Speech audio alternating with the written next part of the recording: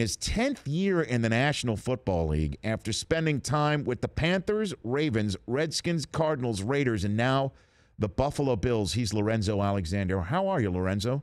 I'm doing great. How you doing, Rich? And that was my first win ever in the Coliseum. Played there twice in college and lost both times. So that was your first one ever, and you had to do it with the Bills.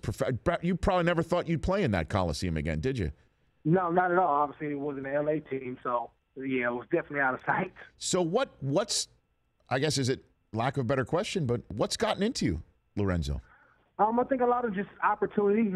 Rex, Rob, and Dennis Thurman have done a great job as well as finding different ways to use my skill set, put me in position to make plays. And I'm right now, with Jerry Hughes and Kyle Williams, Doozable, and some other guys playing well, I'm able to come free and make some plays. And it's really nothing special outside of me finally getting healthy after hurting my Liz Frank back in 2013 and finally getting a chance to play defense again. So did Darius's return affect how things went well for you in the defense last week?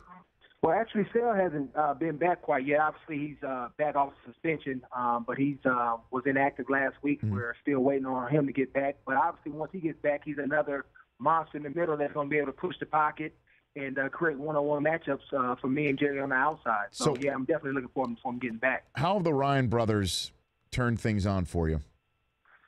I think they've just done a good job of utilizing my skill set and putting me in positions to succeed and not asking me to do things that are outside of, my abilities.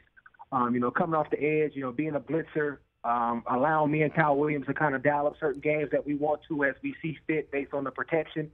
And within that, I've been able to make some plays. And Kyle and, like I say, Jay have done a great job pushing the quarterback off the spot. And a lot of times I'm just either running the quarterback down or reacted to him scrambling off of somebody else's pressures. Lorenzo Alexander, the leader in the National Football League with 7 sacks going into Week 6, joining me here on the Rich Eisen Show. Now comes Kaepernick.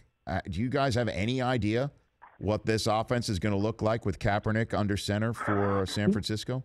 Not really, but, Chip Kelly really loves what he does. So obviously he has his tendencies, what he likes to do in certain situations. So that's what we're studying.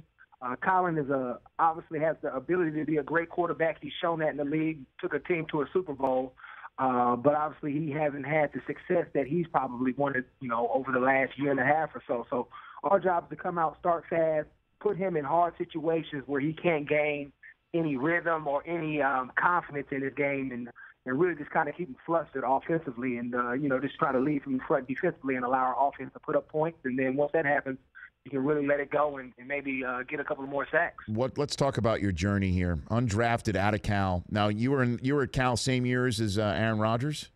Well, yeah. What I like to say is Aaron Rodgers was there with me. I was there first. We brought him in my junior year, and we played 2 years together. Great guy. Really loved it. But that was my time frame there. Yeah, they brought him in from Butte College. Yeah. Right. It was actually looking at Garrett Cross, and he saw how good Aaron was, and we offered him as well. So when he first showed up, did you see that he could be the Aaron Rodgers that he's become, Lorenzo? Oh, yeah. Definitely. I was surprised that he went so late when he got drafted. But, from day one, he was cool, calm, had a big arm, great guy, very coachable, and made all the great plays in practice. So I knew he was going to be able to transition under that Tedford offense, pro-style offense, once he got to the NFL. And there was a freshman named Marshawn Lynch on campus when you were there too, right, Lorenzo? Yeah. Actually, my senior year, we had J.J. Arrington, who had 2,000 yards, and Marshawn rushed for, I think, 1,000 that year. We had some prolific backs, obviously quarterback, and some receivers as well. So that was a fun year for us. I think we were number 5 in the country, like 10-2 or something like that. So that was a great time for Cal football. And so, what was Marshawn, a freshman, like? A freshman in college, Marshawn Lynch, like? Marshawn, same guy. kind of, quiet to himself. Hung out, with his group. Good teammate. Ran hard. I loved him. I'm from Oakland. Marshawn's from Oakland, so I've kind of known him for a long time. So it was cool to have another guy that was local, on the team, and to be able to bond with and see him do well has been, awesome. What was it like? I'm with Lorenzo Alexander, kicking around practice squads, being an undrafted free agent out of Cal, as you kicked around on the Panthers and the Ravens before the Redskins took you from a practice squad and put them out on the field a couple of years after you were moved from campus. What was that like, Lorenzo? It was frustrating, and I actually wrote something about this on my blog at LorenzoBlocker.com. But it was also humbling experience. You've been the man all your life, whether it was Pop Warner, high school, college, and now to be told that you're not good enough, or you get to practice but don't get to participate in the games, definitely makes you look inward as far as what do I need to do, or what am I not doing so I can make that next step.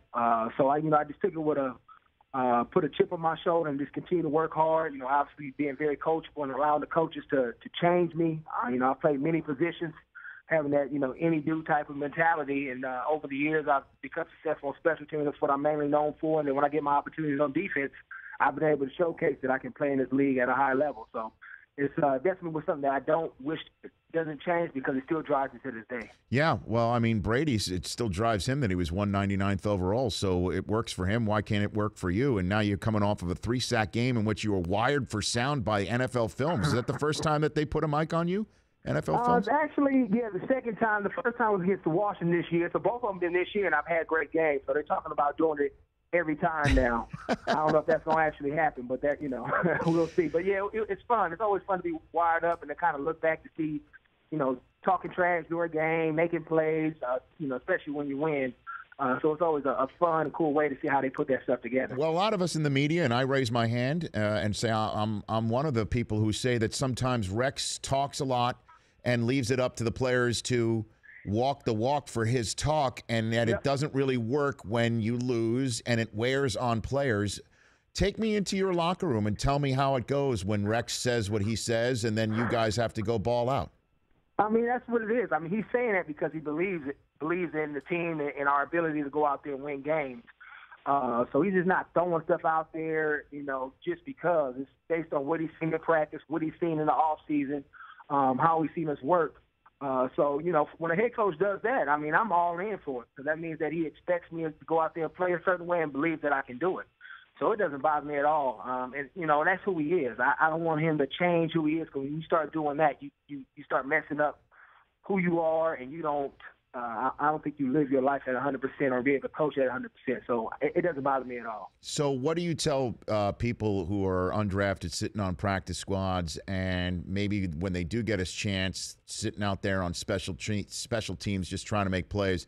What do you tell them is now the NFL sack leader? And I understand we're just only in the middle of the season. There's lots more football to be played. Exactly. What do you, I mean, in all honesty, so many people would just, even for 1 week, be able to, in a week 6 of the NFL, be able to say something like that. What do you tell those players, Lorenzo? I just tell them that they need to focus on that opportunity. I mean, because you're always going to get exposure and opportunities in this league.